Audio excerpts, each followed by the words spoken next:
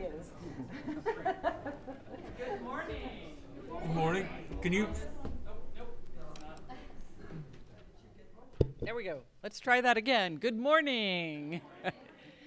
Welcome to this first Sunday of December. Today, Reverend Kevin, Vic Allen, our techno guy back there, and I, Molly Brinkerhoff, today's worship associate, bring you today's service both in person and virtually. We welcome you, all of you, to our service, especially those of you who are searching for a spiritual home. Many of us were once too seeking for something larger than ourselves to which we could belong, a sense of rootedness to hold us as we create meaning together. We do that well here, though not perfectly. In this congregation, we strive not for perfection, but for authenticity and connection. Whether it's your first time in worship with us or your 100th time, we hope that you'll find here questions that stretch you, people to befriend you, and liberal religious values that challenge you to join us in loving boldly, living justly, and welcoming radically. Before we get started, there are quite a few announcements. First off, if you have a cell phone, please silence it so that it doesn't disrupt the service.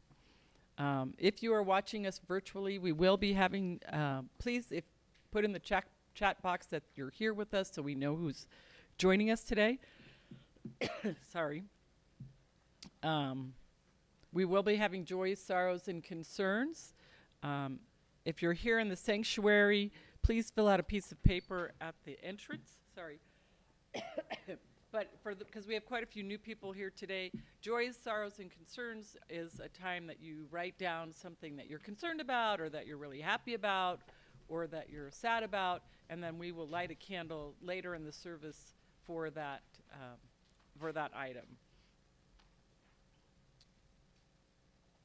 So next Sunday is our second Sunday potluck, so please come and bring a food to share. We usually have lots of food, so it's kind of a fun way to get to know everybody. I'm going to let Mardi, for anybody that has children or planning to bring children next week, they're going to do pine cone bird feeders. And do you want to explain a little bit more? So it's snowing. It's hard to find seeds. It's hard to find bugs this time of year. So our birds in our neighborhoods are looking for a little something extra. And we're going to make pine cone bird feeders. We're going to use Crisco oil, so no animal fat, no peanuts to worry about. And we've got pine cones. They're strung and ready to lather up and roll in seeds. So bring your young people. You need to email me if you're coming. At carsonmardi@gmail.com, my email address. It's on the back of the order of service. But yeah, and adults, if you want to participate, we can do it after the services as well. Depends on how many pine cones I have and how many young people show up. So let's feed the birds next week. All right, thank you, Mardi. Also this month, we have our UU book group, and this book for this month is Reflections on Time, Culture, and Spirits in America by Dennis McCarty.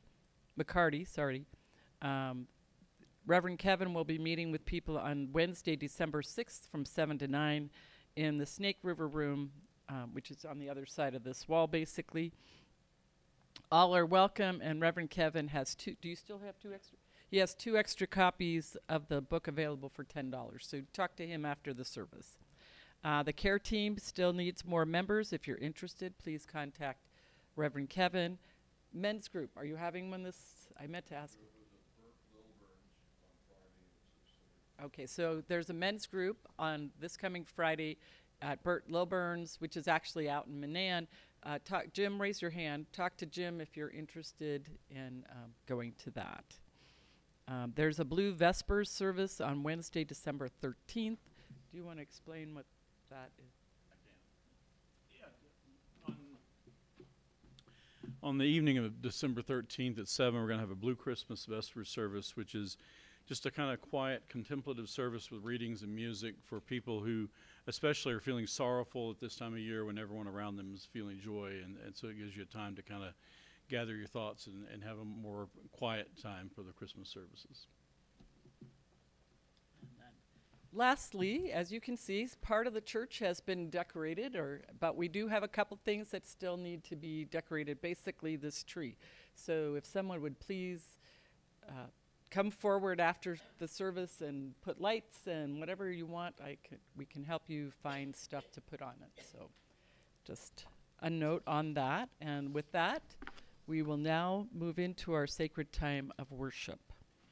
So settle yourself. Relax. Take several deep breaths as I ring the peace bowl 3 times.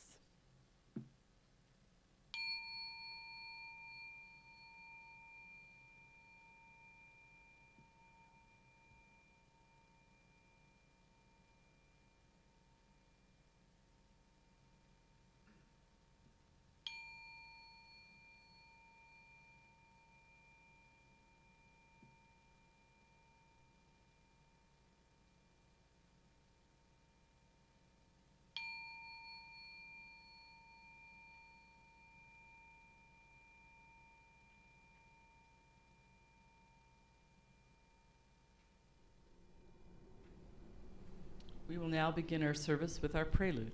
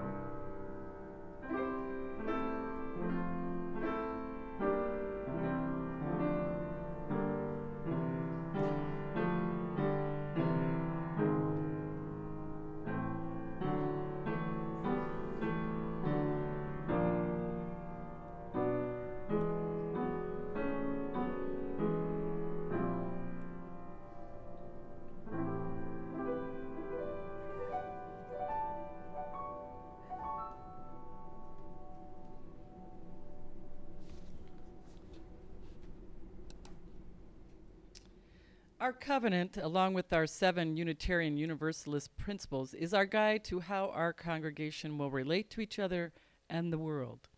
As I read our church covenant for us all, please recite it with me.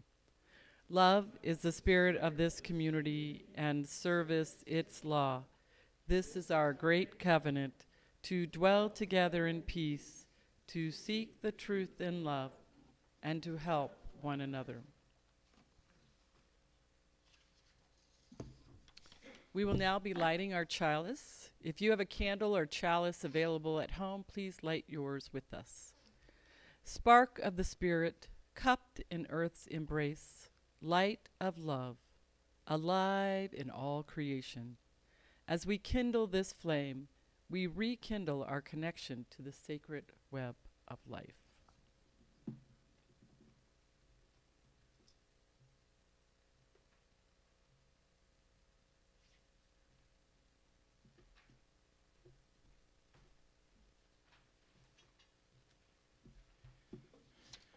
Good morning.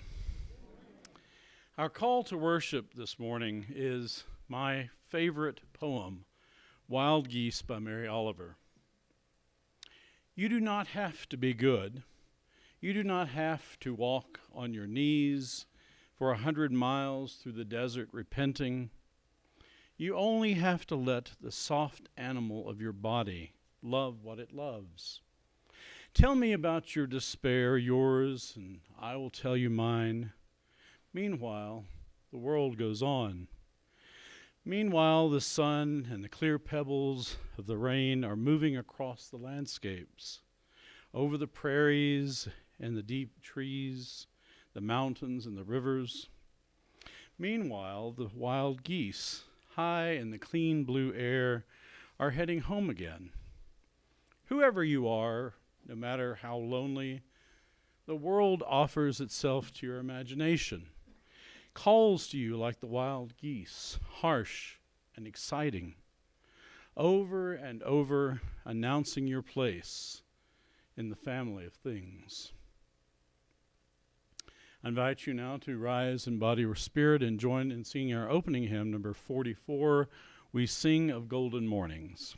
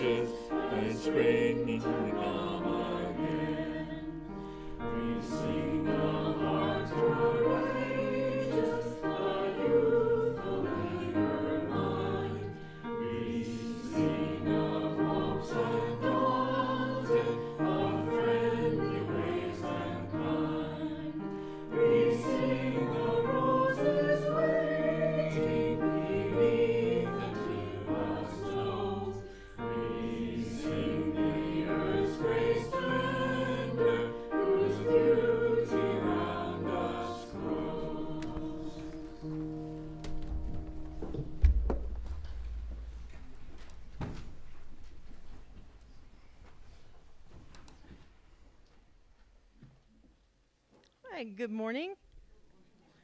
I have another tale to tell. There are no pictures, so you will have to use your imagination. This is the story of how Fisher went to the Skyland and the origin of what we call the Big Dipper. It is a Anishinaabe legend from the Great Lakes region. Fisher was a great hunter. He was not big, but he was known for his determination and regarded as one of the with great power. Fisher's son wanted to be a great hunter also. One day, the son went out to try to catch something. Now in those days, it was always winter on the earth, and there was no such thing as warm weather. The son hunted a long time with no luck. Finally, though, he saw a squirrel. As quietly as he could, he sneaked up and then pounced, catching the squirrel between his paws. Before he could kill it, though, the squirrel spoke to him. "Grandson," said the squirrel, "don't kill me. I can give you some good advice." "Well, speak then," said the young fisher. "I see that you are shivering from cold. If you do what I tell you, we may all enjoy warm weather. Then it will be easy for all of us to find food and not starve as we are doing now." "Tell me what to do, grandfather," the young fisher said, letting the squirrel go. The squirrel climbed quickly up onto a high branch and spoke again. "Go home, say nothing. Just sit down in your lodge and begin to weep. Your mother will ask you what is wrong, but you must not answer her. If she tries to comfort you or give you food, you must refuse it. When your father comes home, he will ask you why you are weeping. Then you can speak. Tell him the winds are too cold and the snow is too deep. Tell him that he must bring the warm weather to the earth. So the young fisher went home. He sat in the corner of the lodge and cried. His mother asked what was wrong, but he would not answer. She offered him food, but he pushed it away. When his father returned and saw his only son weeping, he went to his side. "What is wrong, my son?" Fisher said. The young fisher said what the squirrel had told him to say. "I am weeping because the wind is too cold and the snow is too deep. We are all starving because of winter. I want you to use your powers and bring the warm weather." "The thing you are asking of me is hard to do," said Fisher. "But you are right. I will do all I can to grant your wish." Then Fisher had a great feast. He invited all of his friends and told them what he planned to do. "I am going to go to the place where the skyland is closest to the earth. There, in the skyland, the people have all the warm weather. I intend to go there and bring some of that warm weather back. Then the snow will go away, and we will have plenty to eat." All of Fisher's friends were pleased and offered to go with him. So when Fisher set out, he took the strongest of his friends along. Those friends were Otter, Lynx, and Wolverine. The four of them traveled for a long time through the snow. They went toward the mountains, higher and higher each day. Fisher had with him a pack filled with dried venison, and they slept at night buried under the snow. At last, after many days, they came to the highest mountain and climbed to its top. Then Fisher took a pipe of tobacco out of his pouch. "We must offer our smoke to the four directions," Fisher said. The four of them smoked and sent their prayers to Gitche Manitou, asking for success. The sky was very close above them, but they had to find some way to break through into the land above. "We must jump up," said Fisher. "Who will go first?" "I will try," said Otter, and he leapt up and struck the sky, but he could not break through. Instead, he fell back and slid on his belly all the way to the bottom of the mountain. To this day, all otters slide like that in the snow. "Well, now it's my turn," said Lynx. He jumped too, striking hard against the sky and falling back unconscious. Fisher tried then, but even he did not have enough power. "Now it is your turn," said Fisher to Wolverine. "You are the strongest of us all." Wolverine leapt. He struck hard against the sky and fell back, but he did not give up. He leapt again and again and again until he had made a crack in the sky. Once more he leapt and finally broke through. Fisher jumped through the hole in the sky after him. The skyland, it was a beautiful place. It was warm and sunny, and there were plants and flowers of all kinds growing. They could hear the singing of birds all around them, but they could see no people. They went further and found many long lodges. When they looked inside, they found there were cages in the lodges. Each cage held a different bird. "These will make for fine hunting," Fisher said. "Let us set them free." Quickly, Wolverine and Fisher chewed through the rawhide that bound the cages together and freed the birds. The birds all flew down through the hole in the sky, so there are many kinds of birds in the world today. Wolverine and Fisher now began to make the hole in the skyland bigger. The warmth of the skyland began to fall through the hole, and the land below began to grow warmer. Snow began to melt, and the grass and plants beneath the snow began to turn green. But the sky people came out when they saw what was happening. They ran towards Wolverine and Fisher, shouting loudly. "Thieves!" they shouted. "Stop taking our warm weather!" Wolverine jumped back through the hole to escape, but Fisher kept making the hole bigger. He knew that if he did not make it big enough, the sky people would quickly close the hole again, and it would be winter again in the land below. He chewed the hole larger and larger, and finally, just when the sky people were very close, he stopped. The hole was big enough for enough warm weather for half the year to escape through, but it was not enough for enough warm weather to last all the time. That is why winter still comes back every year. Fisher knew that the sky people might try to close the hole in the sky. He had to take their attention away from it, so he taunted them. "I am Fisher, the great hunter," he said. "You cannot catch me." And then he ran to the tallest tree in Skyland. All the sky people ran after him.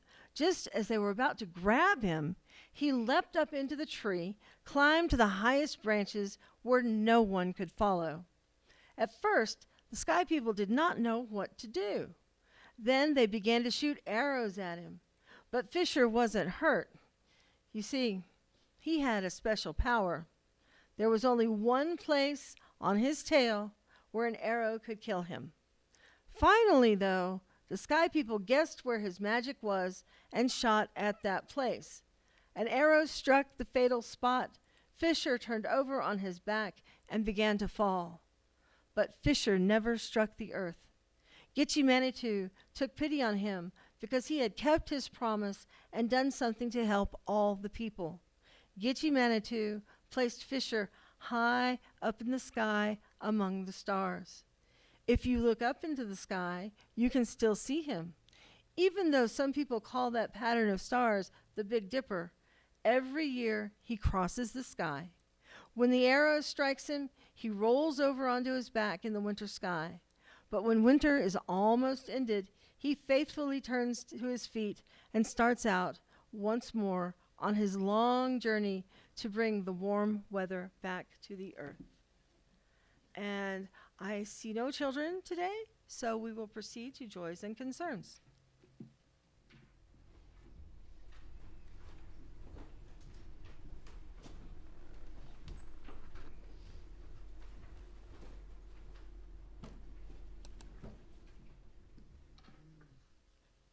As I said earlier, this is a very special time in our congregation where each of us has an opportunity to share major events in our lives, our joys, our concerns, and our sorrows, so that we can all be uplifted by our UU community.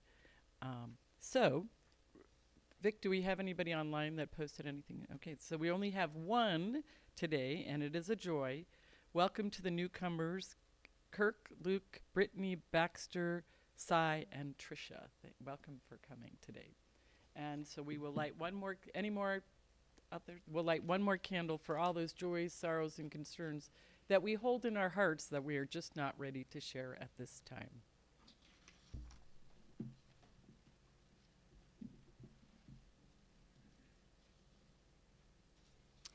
Our reading this morning comes from an article titled Reflecting on Religious Naturalism by Philip Hefner. The last 20 years have brought a turn to naturalism. This turn has occurred in the wake of the sciences, giving us a picture of nature as incredibly varied and incomprehensive. As a result, today we look first and foremost to natural explanations for everything. Even those who deny that natural explanations can account for all that we experience recognize that we must search for answers within nature before we consider other kinds of answers. Naturalistic explanations are the default modes for understanding our world. These explanations are applied not only to the nature outside us, but also increasingly to our inner nature, to our minds, emotions, our souls. Those who choose to reject this turn to nature carry a heavy burden of proof. For this reason, it is important that widely acceptable naturalistic perspectives be developed.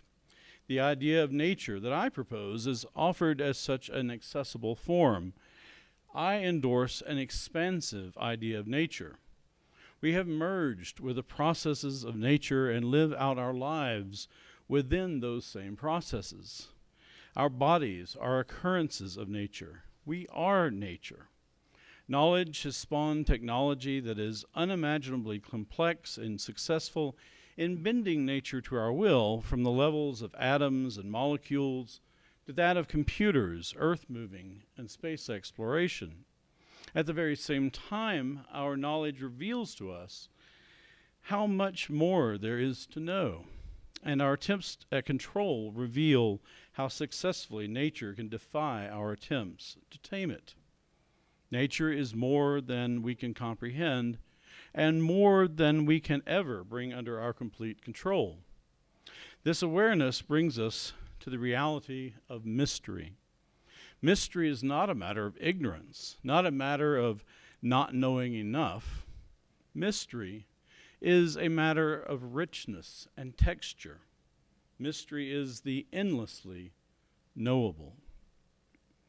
An offering to support the mission of this church will now be given and gratefully received.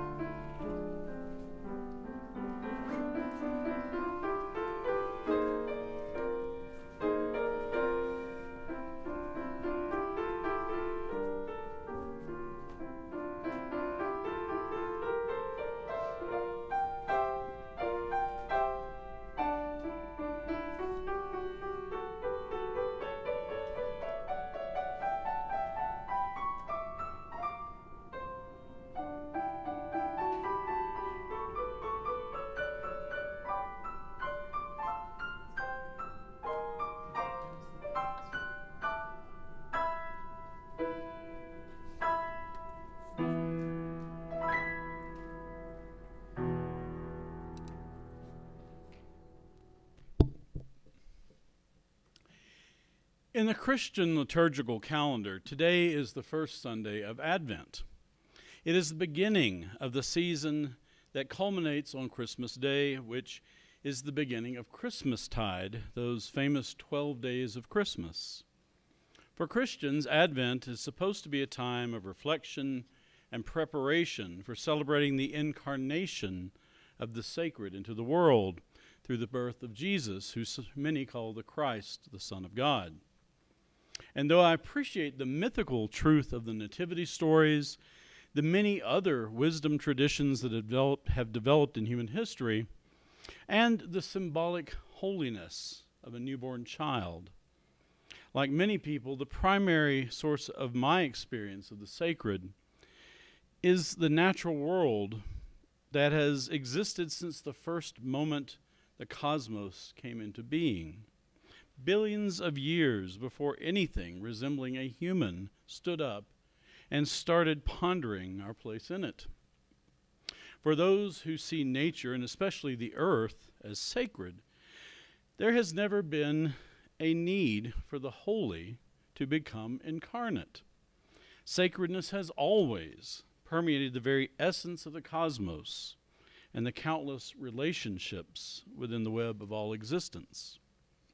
And in an age when a growing number of people are losing confidence in traditional religious ideas that view humanity and God as something separate or above nature, I believe that a religion of nature, a theology that is firmly rooted in nature and supported by the sciences that continue to deepen our understanding of the cosmos, might just be what is needed to fill the spiritual vacuum left behind. Already, especially among Unitarian Universalists, many people have begun to recognize a deep spiritual connection to the natural world that I would argue has been there all along. So this morning, I want to talk about one nature-centric theological framework that is attracting a growing number of people, which has become known as religious naturalism. A religion rooted in nature is certainly not a new idea, of course, and in fact the natural world is undoubtedly the oldest source of spiritual inspiration. We don't know exactly when our first human ancestor experienced feelings of awe and wonder that could be described as spiritual or religious, but archaeological evidence suggests that it happened at least 100,000 years ago, and possibly even a few million years ago among our pre-human ancestors. It is easy to imagine that those first spiritual feelings were inspired by Mother Earth, from which we emerged like all other forms of life. Perhaps it was the star-filled night sky that stirred the soul of our ancient ancestor, or maybe it was witnessing the incredible demonstration of nature's power, like a thunderstorm or an earthquake. But whatever the source, this spiritual yearning has been an essential part of what it means to be human ever since. From the cave paintings and other art our ancient ancestors left behind, it seems clear that animals, plants, and places were spiritually important as well as having practical importance for survival. For most of human history, various forms of animism has been the prevailing religion, with animals, plants, and special places being venerated, often considered to be spirits or deities imbued with powers that could influence the well-being of an individual or a whole tribe. Survival depended on success in hunting and gathering, so rituals emerged that acknowledged our interdependence with other forms of life and sought to placate the spirits of our fellow creatures when we ended their lives for our sustenance. There are still small pockets of isolated people who maintain such a relationship with the world. But for most of the billions of people alive today, we have lost the intimacy with nature our ancestors once enjoyed. Over the millennia, our spiritual thinking has developed into myriad abstract formulations that have tended to separate humanity from nature to a large extent. Especially in Western religious thinking, there has been a shift toward our interior life, toward a more internally focused, individualistic sense of self or soul. The world and even the cosmos became categorized into a dichotomy of material and spirit, with the material increasingly falling out of favor as having any intrinsic sacred quality. And by the time Galileo and Descartes came along, our nascent scientific understanding of the world began to greatly enhance our knowledge of the earth and the universe. But the price we paid was further alienation of the human psyche from nature. Everything apart from the human soul or consciousness was reduced to being things that could be manipulated and used for our convenience. And even other animals could be considered soulless automata, incapable of experiencing emotions and feelings akin to our own. But in more recent decades, science has begun to reveal the fallacy and arrogance of such thinking, finally catching up with what the poets, sages, and philosophers have been telling us for centuries. More and more, we are beginning to understand that this radical split from nature has produced profound consequences for humanity and for the rest of the web of life. We are recognizing that we have lost a sense of nature as being sacred. Deep down in our soul, it seems we long to restore our spiritual connection to the earth and our fellow creatures, to reunite our human consciousness with nature on a fundamental level. Intuitively, we long to be whole by extending our sense of self beyond our single being, to become attuned to the interdependent web of existence as an ecological self enveloped by relationships. When we start to listen to that still small voice within, calling our attention to our relationship with nature, we are faced with a decision. One option that many religious institutions and individuals have unfortunately chosen to take is to simply ignore that voice and the growing chorus of voices around the world calling for a restoration of the earth-human relationship. Instead, doubling down on tradition at the expense of intellectual integrity and our planet's well-being.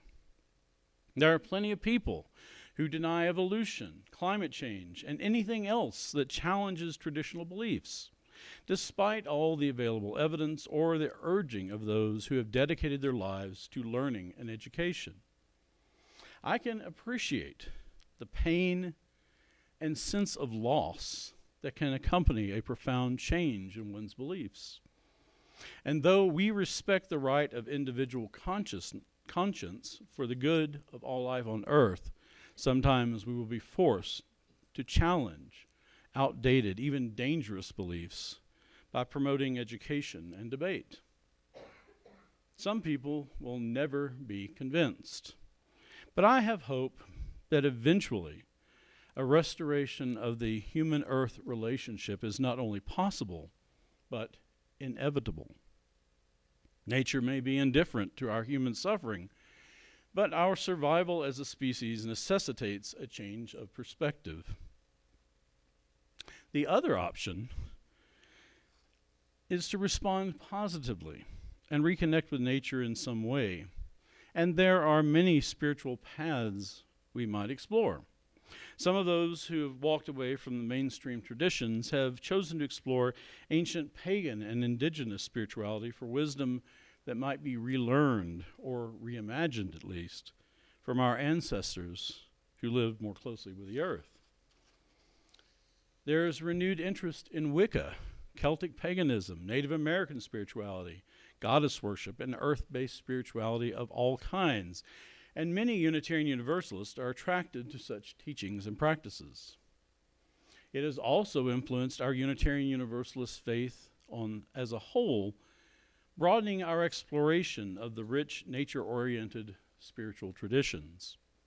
It is now common, for example, to see the pagan solar holidays, such as the summer and winter solstice and the fall and spring equinox, celebrated in our churches along with Christmas, Easter, and Hanukkah and other traditional mainstream holidays. Many of our congregations also have active groups affiliated with the Covenant of Unitarian Universalist Pagans, or CUPS. Most of those who identify as pagan have a strong sense of earth spirituality, but some do not. Some believe in magic and supernaturalism, and some do not. Some see the world as re-enchanted, a home to multiple spirits or pantheons of deities, much like the animism of our ancient ancestors, sometimes even embracing pre-scientific creation myths and understandings of the world. Others choose to reimagine these entities as metaphorical, venerating them but not believing them to actually exist in the conventional sense. There are so many varieties of paganism in contemporary spirituality that it is hard to generalize about beliefs and practices. And even the term paganism is an ambiguous label. But for most Unitarian Universalists and others who long for a deeper connection to nature, there is little appeal to returning to a pre-scientific worldview. The majority of UUs have identified as some form of humanist for about a century. So it is understandable that a nature-centered theology that would gain traction must be intellectually tenable and address the importance of human suffering and justice. Religious naturalism seems to be a good fit, but we should acknowledge that the label represents a broad spectrum of beliefs, ranging from the strictly scientific to the highly mystical. Most of us have encountered a variety of spiritualities that have influenced our search for truth and meaning, such as Buddhism or Taoism. So even if we identify as a religious naturalist, we will probably still need to explain what we mean. Some of my colleagues have tried to nuance the label to clarify their unique theological perspective. For example, the late Reverend William R. Murray called himself a humanistic religious naturalist, But I find this a bit awkward and not very useful outside of theological discussions. Identifying as a UU religious naturalist is about as far as I'm willing to go. But no matter how we describe what is common to all of us who identify as a religious naturalist, the common idea is that nature is the fundamental spiritual gateway in our approach to religion. A leading religious naturalist philosopher, Donald A. Crosby, describes his journey to this path nicely, writing, "For a time I had been attracted to religious humanism as an alternative to theism. But now I began to realize that human beings, as one spin-off of the irrepressibly creative workings of nature, should not be regarded as religiously ultimate themselves, but rather as evidencing with other forms of emergent life the ultimacy of nature." The current state of religious naturalism as a religious movement is that there exists a subset within Unitarian Universalism and a handful of other traditions, namely among very liberal Christians. There is no church of religious naturalism, nor is there likely to be one anytime soon. But there is an active religious naturalist association and a UU clergy group. And if anyone were to challenge the idea that religious naturalism is a real and viable theology, I would counter by pointing to the characteristics of what makes a theology distinctive, especially the capacity to inspire awe and wonder and reverence in the human psyche. It is easy to experience profound sacred feelings in nature, whether it is an encounter with incredible beauty, a sublime moment of humility, or a truly awe-inspiring vista. The same can be true with even the smallest encounter with a plant or animal. And it is a rare day that I don't see something come across my Facebook feed or email about the discovery of new stars or galaxies, even mysterious entities in space coming from the James Webb Telescope or other means. In recent months, new discoveries are even challenging the predictions of the current Big Bang theory of cosmic origins. Meanwhile, here on Earth, we are learning extraordinary new things about plants and animals, new species, and new relationships between the millions of forms of life on Earth. There is so much to fill our spiritual yearnings that I suggest you could even embrace a kind of exclusive religious naturalism that is entirely centered on the Earth and our shared biosphere, without worrying about the enormity of the cosmos at all. But it is hard to contain the human imagination.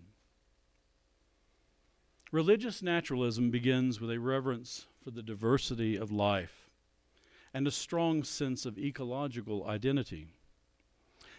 The idea that humans are an emergent part of the web of life and derivative of the earth. Religious naturalism views the cosmos through the lens of science, but interprets the cosmos not only in rational scientific terms, but through poetry and the beauty of spiritual language and metaphor.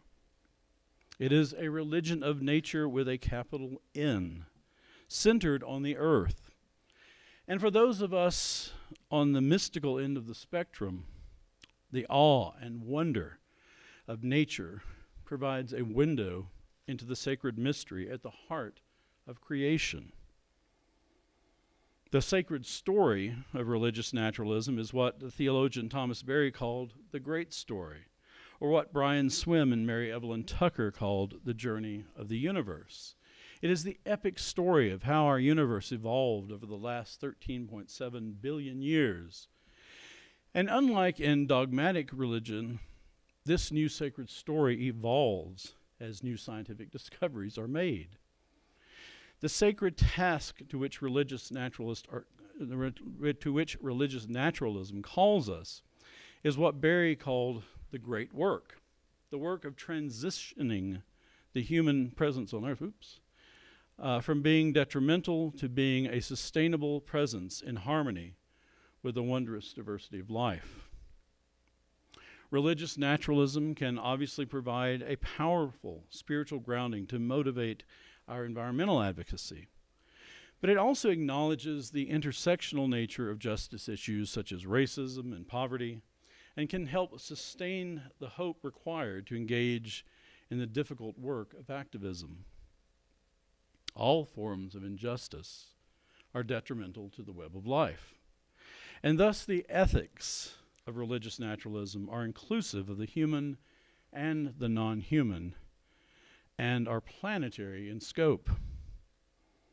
The basic premise of religious naturalism does not require us to believe in anything supernatural or contrary to the revelations of science. But it does, at its heart, require us to accept a surmise.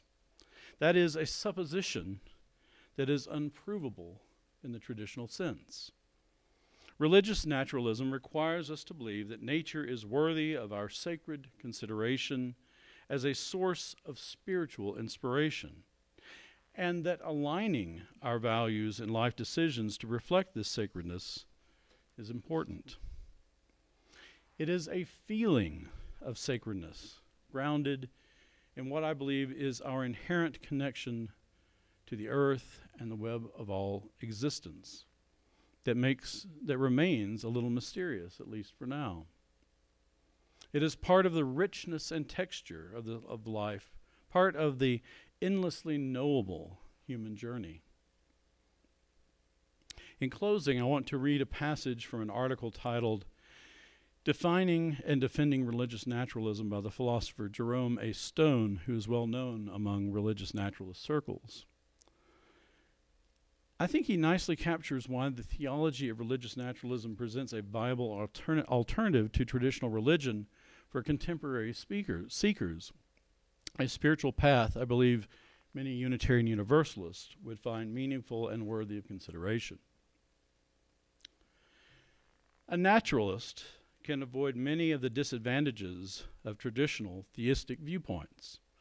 She does not have to wonder why God is allowing bad things to happen to her. She does not have to puzzle over the many of the conflicts between religion and science. She does not have to go through the intellectual gymnastics of standard explanations for why good and evil exist. She can avoid the acute sense of guilt and outmoded ideas that often accompany traditional religions. She does not fan the flames of bigotry and religious wars. Naturalists need not fight against the sorrier aspects of organized religion, as many liberal theists do. Further, living as a religious naturalist means that she does not live in a totally alien world. Although nature as a whole is indifferent to her, although the earthquake does not ask her about her religion, nor does God help her score a goal or her team to win, even so, the universe has set the stage for the physical, biological, and historical evolutions that have produced her. Even more, living as a religious naturalist means that she can have as many of the positive values of religious or spiritual life. I invite you to rise again in body or spirit and join in singing our closing hymn, number 175, We Celebrate the Web of Life.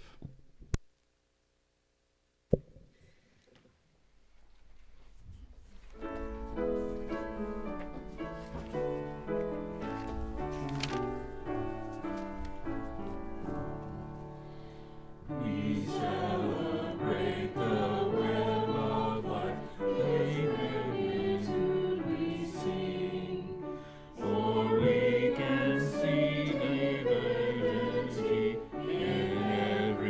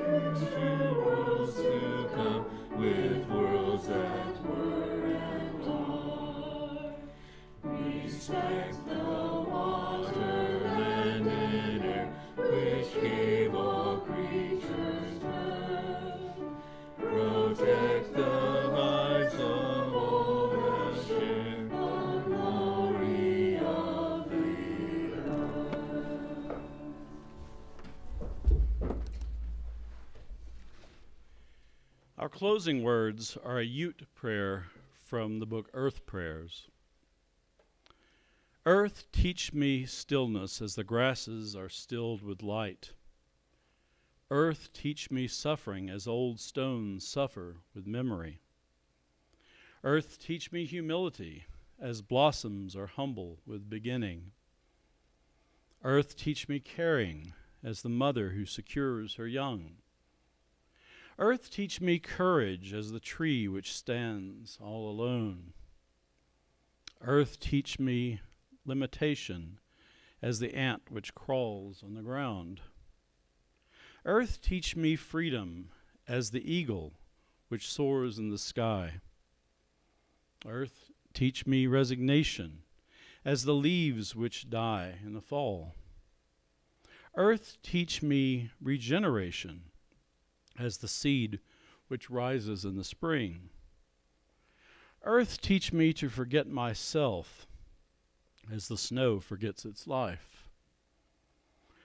Earth, teach me to remember kindness as dry fields weep with rain.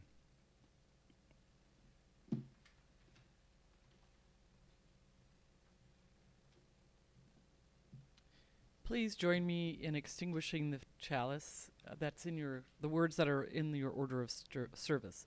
We extinguish this flame, but not the light of truth, the warmth of community, or the fire of commitment. These we carry in our hearts until we are together again. And then please join us downstairs for refreshments.